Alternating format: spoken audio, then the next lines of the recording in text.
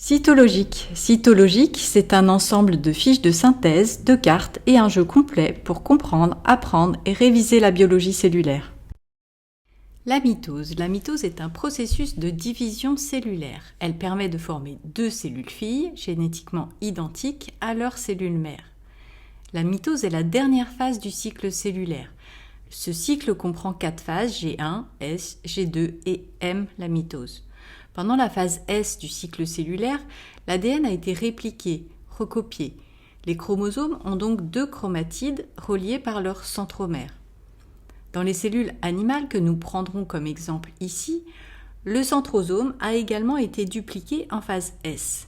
Le centrosome, c'est la structure à partir de laquelle polymérisent les microtubules du cytosquelette. L'entrée de la cellule en mitose est déclenchée par l'activation d'un complexe protéique, le complexe cycline B CDK1. La mitose se déroule en plusieurs phases, la prophase, la prométaphase, la métaphase, l'anaphase et enfin la télophase. Lors de l'entrée en prophase, le complexe cycline B CDK1 a été activé. Il va phosphoryler des protéines.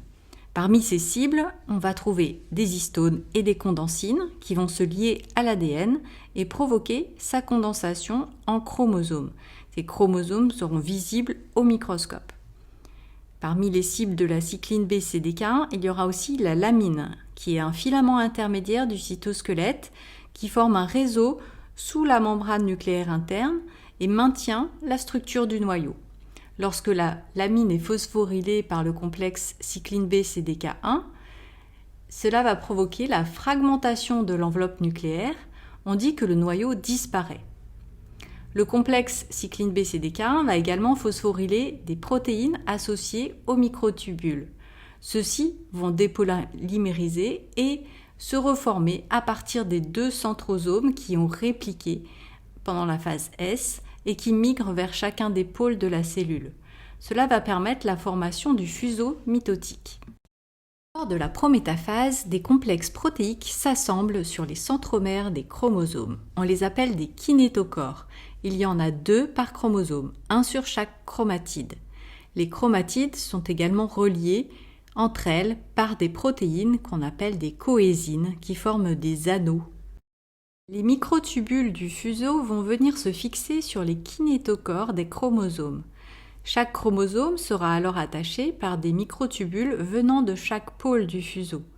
Les chromosomes vont alors s'aligner sur la plaque équatoriale du fuseau. Ce sera la métaphase. Lors de la métaphase, le fuseau mitotique est complet. Il comporte 3 types de microtubules. Les microtubules kinétochoriens qui se sont attachés aux kinétochores des chromosomes et qui les maintiennent sur la plaque équatoriale par un jeu de tension. Les microtubules astériens qui sont reliés à la membrane plasmique et qui permettent de stabiliser les pôles du fuseau et d'orienter la division cellulaire. Et enfin les microtubules polaires qui interagissent avec des microtubules de l'autre pôle du fuseau et qui stabilisent pour l'instant le fuseau.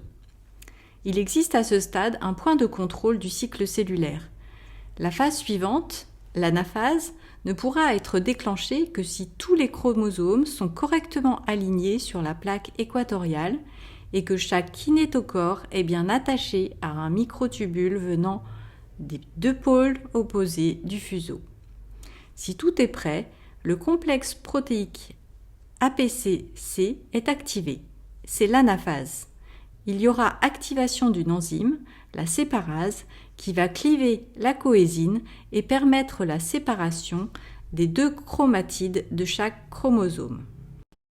Les chromatides sœurs des chromosomes vont se séparer de manière synchrone et migrer vers chaque pôle du fuseau. Elles sont tractées par les microtubules. Leur migration est due aux microtubules kinétochoriens qui se dépolymérisent au niveau des kinétochores. Parallèlement, le fuseau s'allonge. Les microtubules polaires polymérisent à leur extrémité plus et, grâce à des protéines qu'on appelle des moteurs moléculaires, les kinésines, qui avancent à contresens sur les microtubules venant des pôles opposés du fuseau. La dernière phase de la mitose est la télophase. Chaque pôle de la cellule contient alors un lot complet de chromatides. Les lamines sont déphosphorylées car le complexe APC a inactivé le complexe cycline B CDK1 et les lamines peuvent alors repolymériser. Cela permet à l'enveloppe nucléaire de se reformer autour de chaque lot de chromatides. Les chromatides se décondensent, l'ADN se décondense. Parallèlement, les microtubules dépolymérisent et le fuseau disparaît. La télophase se termine avec la cytodiérèse ou cytocinèse qui divise le cytoplasme pour former les deux cellules filles. Cette séparation se fait grâce à la formation d'un anneau contractile constitué notamment de filaments d'actine et de myosine qui vont coulisser pour provoquer un étranglement de la membrane plasmique. La mitose aboutit donc à la formation de deux cellules filles génétiquement identiques à la cellule mère. On peut le visualiser en vidéomicroscopie à fluorescence. Ici, les microtubules ont été marqués par un fluorochrome vert et l'ADN par un fluorochrome rouge. Vous trouverez dans le descriptif de cette vidéo la fiche synthèse sur la mitose ainsi qu'un jeu de cartes à compléter avec d'autres vidéos.